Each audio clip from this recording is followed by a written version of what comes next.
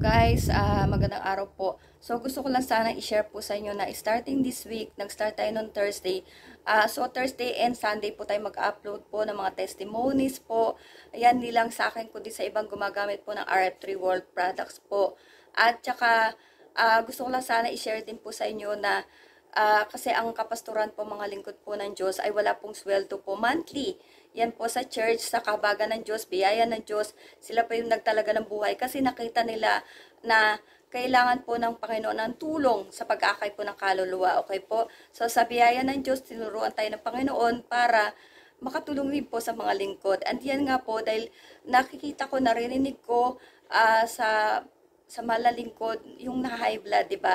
At sabi ko nga ako po ay ito yung reason bakit ako na in love po sa PearMax, sa RF3 World products po dahil hindi na ako nagme-maintenance. Ito na lang po pag meron, thank you, yan po.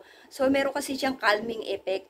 And by the grace of God, nagkaroon tayo ng biyaya na na-share po natin ang isang bottle po sa malalingkod.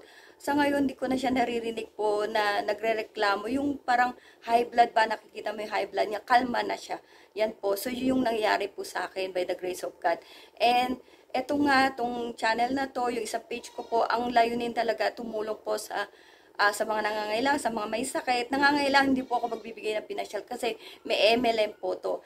And then, yung sa GC ko nga, nagtuturo po ako about sa crypto po, dahil biyaya po, natuto lang din tayo, yan po. So, isineshare ko po, binabagay ko sa mga nangangailangan ng pinansyal, yan, sana matuto sila sa akin.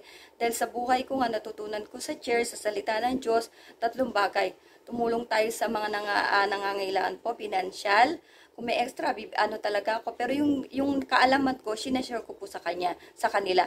At sa mga may sakit po, ito po yung RF3 World Products. At sa mga wala pa pong kaligtasan, ito po yung isang page ko, yung channel ko po pala, na makatanggap po sila ng kaligtasan through the Word of God, through the Gospel. Yan po. So, matututo tayo sa salita ng Diyos. Kaya po, sana, don't forget to like, share, and subscribe po. Patuloy nyo subaybayan hanggang sa gumaling ako. And may share natin lahat po ng mga testimonies po ng mga taong natulungan po ng RF3 World Products po. Salamat po and God bless us all.